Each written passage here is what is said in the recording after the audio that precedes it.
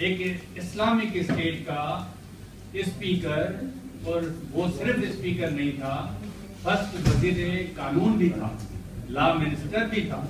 वो 1 साल 6 महीने के लिए नहीं था, 1950 तक था। कि एक इस्लामिक स्टेट का वजीर कानून एक हिंदू कैसे हो सकता है? और दूसरा, ये इस पाकिस्तान बनाने में नॉन मुस्लिम्स का भी हाथ था। जो बदयानती की गई है इस मुल्क में, आज तक किसी टेक्स्ट बुक में जिक्र नहीं किया गया कि गैर मुसलमानों ने भी पाकिस्तान बनाने में एक रोल प्ले किया गया था। और ये अब एक नई तारीख में हमें लिखना पड़ेगा, बच्चों को बताना पड़ेगा कि को फाउंडर थे जोगेंद्र नाथ मंडल, जो थे पहले स्पीकर थे, पहले वजीर कानून थे, पहले कश्मीर कमेटी के चेयरमैन थे। वो पाकिस्तान बनने से पहले भी बंगाल में उनकी 20-22 सीटें थी, वो मुस्लिम लीग के साथ हुकूमत कर रहे थे और वो एक को फाउंडर थे। और ये हमें टेक्स्ट बुक में लिखना पड़ेगा। और उससे बड़ी बात मैं बताता हूं आपको कि 14 अगस्त 1947 को जो कौमी तराना बजा था, वो ये कौमी तराना नहीं था जो आज बज रहा है। वो कौमी तराना भी एक हिंदू ने लिखा था। वो जगन्नाथ आजाद था, वो उर्दू का प्रोफेसर था, एक शायर था, जो कायदे-ए-आज़म मोहम्मद अली जिन्ना के कहने पे उन्होंने लिखा था। और कायदे-ए-आज़म की जिंदगी में वही कौमी तराना करता था। ये भी आप लिखें। और आज हमें ये भी देखना पड़ेगा, जो पहला असेंबली मेंबर था, जो पहला वजीर कानून था, वो रोता हुआ इंडिया क्यों चला गया था? उसकी रेजिग्नेशन आप इंटरनेट पे पढ़ सकते हैं कि उसने रिजाइन करके क्यों हिंदुस्तान चला गया, जो पाकिस्तान की उसने हिमायत भी की थी, उसने पाकिस्तान बनाने में रोल भी प्ले किया था और वो सेक्युलर भी था। उसके बाद क्यों चला जाता है? और सिर्फ वो नहीं चला गया था, जो पहला कौमी तराना लिखने वाला था जगन्नाथ आजाद, वो भी हिंदुस्तान चला गया। उसके बाद हमें ये भी देखना पड़ेगा, जो पाकिस्तान का पहला फॉरेन मिनिस्टर था, वो भी आम जी था, जफरुल्लाह, जिनको आज हम इस मुल्क में उनको मैं समझता हूं कि हिंदुओं क्रिश्चियनों से भी कम समझा जाता है। ये पाकिस्तान जो कायदे-ए-आज़म मोहम्मद अली ने जब बनाया, उन्होंने कभी भी कहीं जिक्र नहीं किया कि ये इस्लामिक स्टेट बनने जा रहा है। बल्कि 14 अगस्त की स्पीच को, जो 11 अगस्त 1947 को जो उन्होंने स्पीच की है, वो एक टेक्स्ट बुक्स में डालनी चाहिए, जो उन्होंने लिखा है कि you are free to go to temples, to the mosque and you have equal rights.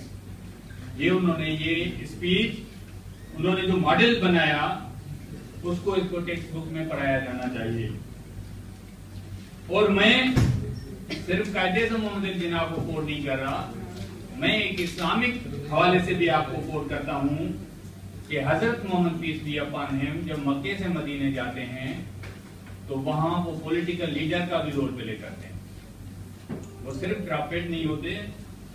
और वहां वो जो कॉन्स्टिट्यूशन अवाम को देते हैं, उसमें उन्होंने बोला था कि all inhabitants equal citizens however, वो उन्होंने बोला था कि all inhabitants of Medina are equal citizens. ये भी मैं अपनी तरफ से नहीं बोल रहा हूं, आप इसको सर्च करके पढ़ सकते हैं। और वो दूसरा, उन्होंने इतनी अच्छी बातें कही हैं जो यहां बताई नहीं जाती। वो एक जगह बोलते हैं कि whoever kills a person who has truce with the Muslims will never smell the fragrance of paradise। जो एक गैर मुस्लिम को मारता है,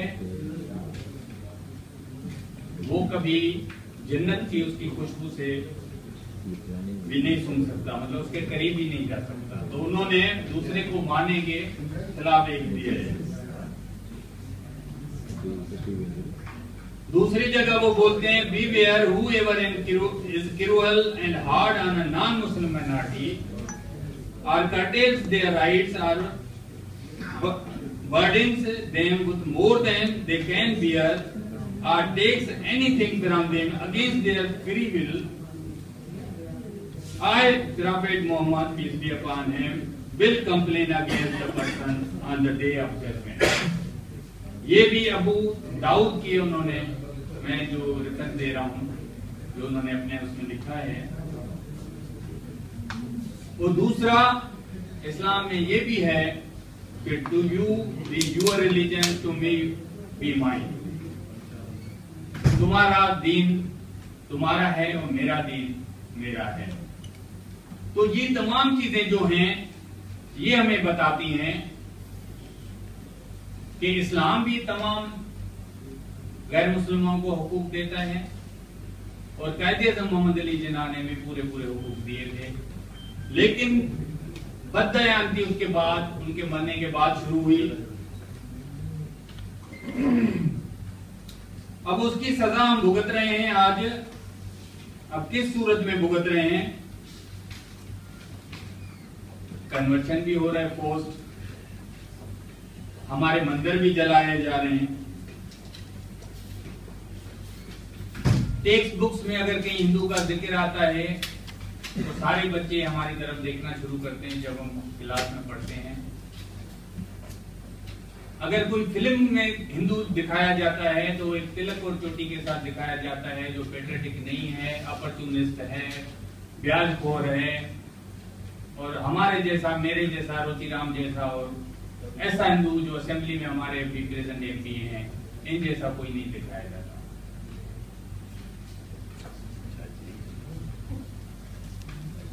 उसके बाद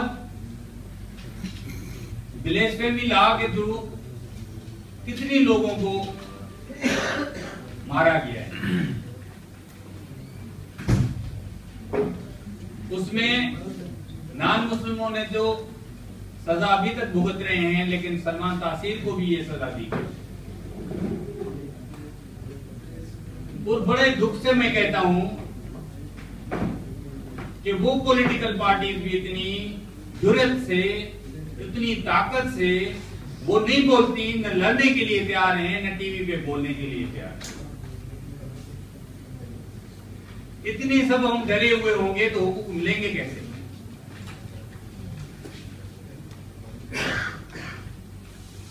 एक प्रेजेंट मिनिस्टर जब टीवी पे आता है तो उसे पूछते हैं आप सेक्युलर हैं, तो बोलता है नहीं नहीं नहीं मैं सेक्युलर नहीं। उनको पता ही नहीं है कि सेक्युलर है क्या। सेक्युलर तो जो दूसरे को हम हुकूक देते हैं, हर यकीन होता है। कोई अथीस्ट को तो सेक्युलर नहीं बोलते कि आपका मजहब नहीं है। तो हमने इस मुल्क को भी इस्लामाइज किया गया है, इस मुल्क को भी मुसलमान बनाया गया, और तारीख में उन लोगों को आगे चल के जब वो वक्त आएगा तो उनको माफी इस तारीख में लेनी पड़ेगी जिन्होंने इसको मुसलमान बनाया। जिन लोगों ने भी गलती की है, हम जब अपनी अचीवमेंट्स को सराहते हैं, उसकी तारीफ करते हैं, तो हमें अपनी मिस्टेक्स भी कबूल करनी चाहिए, ये करनी पड़ेगी। इस पाकिस्तान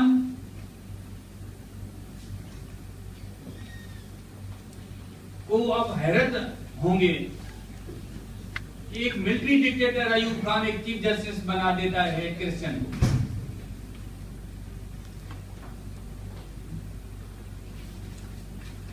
उनको चीफ जस्टिस ऑफ पाकिस्तान बना देता है। लेकिन आगे चल के हमारी जमहूरी हुकूमतों में एक दौर ऐसा आता भी है कि एमएल शाहानी, जिसको एडवोकेट जनरल बनाया जाता है, साल के बाद दूसरा उसको घर भेज देता है। ये नहीं हो सकता। कितने तजर्बे हम शेयर करेंगे? यहाँ तो हजारों तजर्बे हैं। मैं मॉडल स्कूल हैदराबाद में पढ़ता था, एयरफोर्स में भर्ती करने आए, मैं खड़ा हो गया तो मुझे जब हिंदू का नाम सुना तो ओपनली दे रिफ्यूज, आप नहीं भर्ती हो सकते। मेरी वाइफ डॉक्टर थी, लेडी डुफरन में एक बच्ची की डिलीवरी कराई तो वो इतने खुश हुए क्योंकि उनके घर में बच्ची नहीं थी, बेटी नहीं थी, बहुत खुश हुए। और जब उन्होंने मेरी वाइफ से नाम पूछा कि हम इसका वो नाम रखेंगे जो आपका नाम है, और जब उन्होंने नाम बताया तो उन्होंने उनको दावत दी कि आप मुसलमान क्यों नहीं होता। तो ये सारा कसूर कहां से आता है? ये सोसाइटी को चेंज करने में हम रोल प्ले कब करेंगे?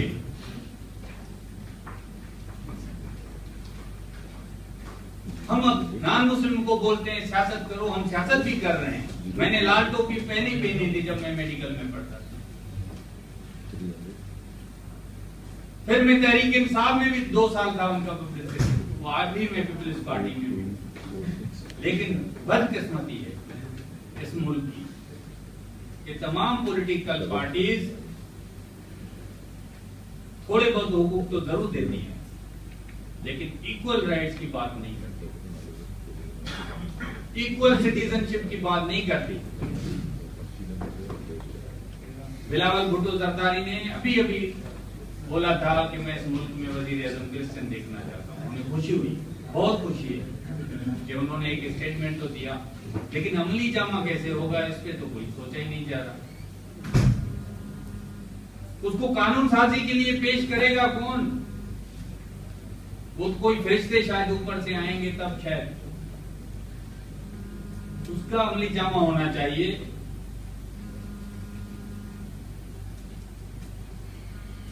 अब तारीख में क्रिश्चियनों को भी आप देखेंगे, बहुत सारे हिंदुओं के साथ उन्होंने भी रोल प्ले किया। फर्स्ट लॉ सेक्रेटरी भी नॉन मुस्लिम था, एक क्रिश्चियन था। मैं लॉ मिनिस्टर का तो जिक्र करके गया, हिंदू था, लेकिन फर्स्ट लॉ सेक्रेटरी भी नॉन मुस्लिम, वो क्रिश्चियन। और पंजाब में जब पाकिस्तान की करारदाद पास होने जा रही थी तो 3 वोट कम पड़ गए थे, तो वहां भी क्रिश्चियन स्पीकर था SP सिंघा, जिन्होंने अपने क्रिश्चियंस को वोट दिलवाए थे, तब वो करारदाद मंजूर हुई। तो ये मुसलमानों को, सब पाकिस्तानियों को बताना पड़ेगा कि नॉन मुस्लिमों ने भी पाकिस्तान बनाने में एक रोल प्ले। अब ये मुल्क सीधा कैसे होगा? हम तो इतने डरे हुए हैं। कल 17 भीलों को मुसलमान किया गया, उनमें से एक भी या जितने पहले भी कन्वर्ट हुए हैं उनसे पूछे जाएं तो हिंदुओं के वेद कितने हैं, उनको नाम नहीं आएंगे। न वो सच्चे हिंदू थे न सच्चे मुसलमान हो सकते हैं। हाँ, कन्वर्ट तो वो लोग होते हैं। शेख अब्दुल मजीद सिंधी हुआ था जिसने खिदमत की थी, न सिर्फ इस्लाम की खिदमत की थी पर अपनी कम्युनिटी की, अपने मुल्क की खिदमत की थी। उन्होंने इलेक्शन में सर शाहनवाज भुट्टो को हराया था। कन्वर्ट तो वो मौलाना उबैदुल्लाह सिंधी हुआ था, जो अफगानिस्तान भी गया था, सऊदी अरब में भी गया था इन्होंने, लेकिन वो कट्टर कभी नहीं रहे।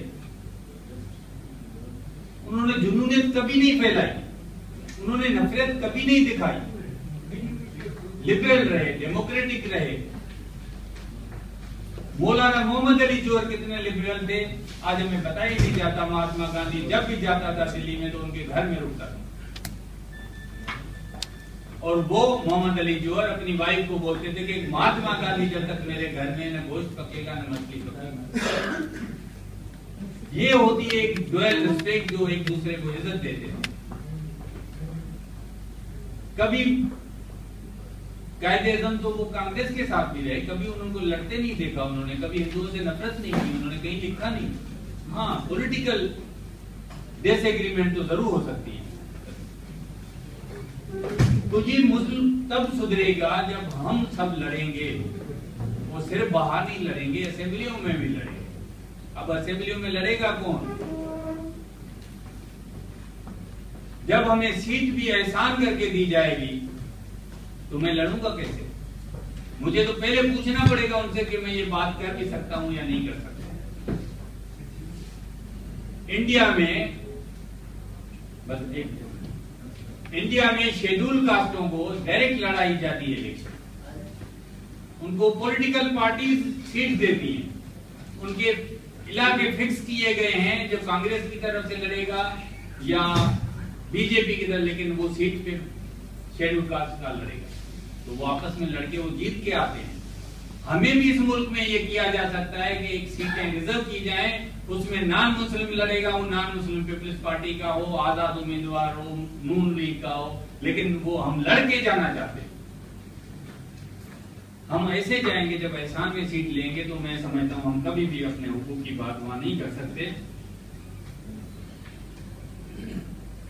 हम तो यूनाइटेड ही नहीं है, तो न क्रिश्चियन न दूसरे नॉन मुस्लिम इस मुल्क में। मुझे हैरानी हो रही थी कि किसी का बंदा जब मर जाता है तो जब ताजियत पे कोई भी जाता है तो उनके घर जाता है, लेकिन मुझे इस महीने में दुखवाल में एक मंदिर में जब गया अचानक, मैं रेगुलर संडे को वहां जाता हूँ एक सोशल वर्क के लिए, तो मैंने देखा पूरी सिंध की पंचायतें यहाँ बैठी हुई, ये क्या हुआ।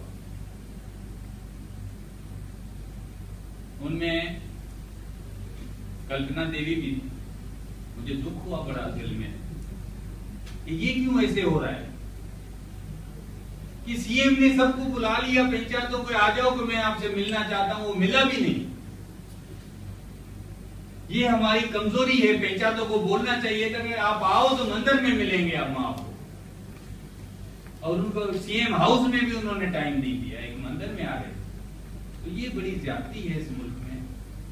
गलतियां इंसानों से होती है, हमने जो भी गलतियां की हैं इनसे सीखना पड़ेगा, इनको सुधारना पड़ेगा, हमें आगे जाना पड़ेगा, और इस मुल्क में हमें मुतालबा करना पड़ेगा, इस मुल्क में तमाम सियासी पार्टियों के साथ भी, और दोस्त जो असेंबली में बैठे हैं कि हमें बराबर सिटीजनशिप दो। अगर नहीं देना चाहते हो तो एक सिर्फ इंडिया के यूपी में 20 करोड़ मुसलमान रहते हैं, आप सारे नॉन मुस्लिमों को आप वहां भेजो, अपने मुसलमान अगर आना चाहते हैं तो आप बुलाओ, देखो आपके मुसलमान आना चाहते हैं। अगर आप बोल रहे हैं इस्लामिक स्टेट ये बना था, तो कैसा इस्लामिक स्टेट बना था जिसका तो जमात इस्लामी ने मौदूदी ने मुखालफत की थी, जिसकी खाकसार तहरीक ने मुखालफत की थी, कैसे इस्लामिक स्टेट बना था? ये तो बना ही नहीं था। अगर बनता तो वो मुखालफत क्यों करते?